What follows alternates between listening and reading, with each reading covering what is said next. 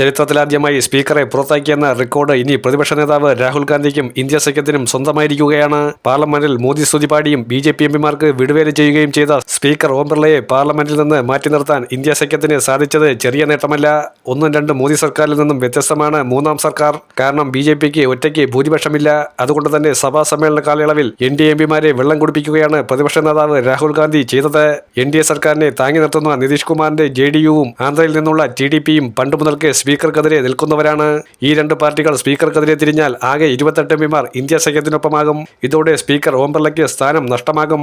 ഈ വാർത്ത വന്നതിന് പിന്നാലെയാണ് ഓം ബിർള സഭയിൽ നിന്നും മുങ്ങിയത്. സ്പീക്കർ പക്ഷപാതപരമായി പെരുമാറുന്നുവെന്ന് ആരോപിച്ചാണ് കോൺഗ്രസ് പ്രമേയത്തിന് നോട്ടീസ് നൽകിയത്. രാഹുൽ ഗാന്ധിയുടെ മൈക്ക് ഓഫ് ചെയ്യുക, സംസാരിക്കാൻ അവസരം നൽകാതിരിക്കുക, ഇന്ത്യ സഖ്യത്തിലെ പാർട്ടികളിലെ എംപിമാരെ തിരഞ്ഞുപിടിച്ച് സസ്പെൻഡ് ചെയ്യുക, ഇതൊക്കെയാണ് സ്പീക്കറുടെ ലീലാവിലാസങ്ങൾ.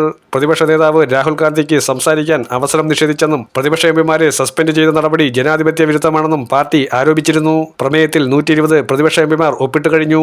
JDU TDP പാർട്ടിയിലെ എംപിമാർ പ്രമേയത്തിൽ ഒപ്പിട്ടിട്ടില്ലെങ്കിലും അവിശ്വാസ പ്രമേയത്തിനെ പിന്തുണയ്ക്കുമെന്നാണ് ഇന്ത്യ സഖ്യത്തിന്റെ പ്രതീക്ഷ.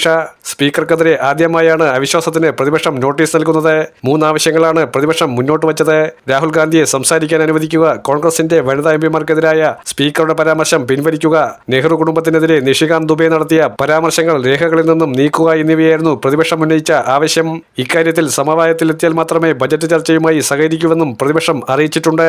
ഇല്ലെങ്കിൽ അവിശ്വാസ പ്രമേയത്തിലേക്ക് കടക്കുമെന്നായിരുന്നു പ്രതിപക്ഷത്തിന്റെ നിലപാട്. എന്നാൽ സ്പീക്കർ വിട്ടുവീഴ്ചയ്ക്ക് തയ്യാറായിട്ടില്ല. ഭരണഘടനയുടെ 94C വകുപ്പ് പ്രകാരമാണ് അവിശ്വാസ പ്രമേയം കൊണ്ടുവന്നത്.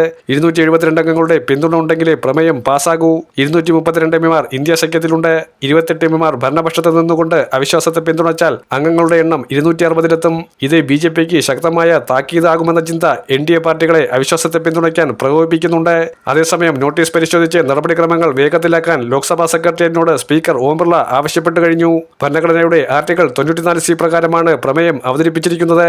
ലോക്സഭാ നടപടിക്രമങ്ങളുടെ നടത്തിപ്പിൽ പക്ഷപാതപരമായ പെരുമാറ്റമുണ്ടെന്നാരോപിച്ചാണ് പ്രമേയം അവതരിപ്പിച്ചിരിക്കുന്നത് എന്ന് പ്രതിപക്ഷ എംപിമാർ അറിയിച്ചു. അതേസമയം രാഹുൽ ഗാന്ധിയെ ഇംപീച്ച് ചെയ്യാൻ സമയമായി എന്നാണ് അവിശ്വാസ പ്രമേയത്തിന്റെ നോട്ടീസിനുള്ള BJPയുടെ പ്രതികരണം. മാർച്ച് 9 തുടങ്ങുന്ന ബജറ്റ് സമ്മേളനത്തിന്റെ 2ാം ഭാഗത്തിലെ ആദ്യ ദിവസം തന്നെ അവിശ്വാസ പ്രമേയത്തിൽ ചർച്ച നടക്കുമെന്നാണ് പ്രതീക്ഷിക്കുന്നത്. ഇന്നലെയാണ് ലോക്സഭാ സ്പീക്കർ ഓം ബിർളയെ നീക്കം ചെയ്യണമെന്നാവശ്യപ്പെട്ട് കോൺഗ്രസ് നോട്ടീസ് നൽകിയത്.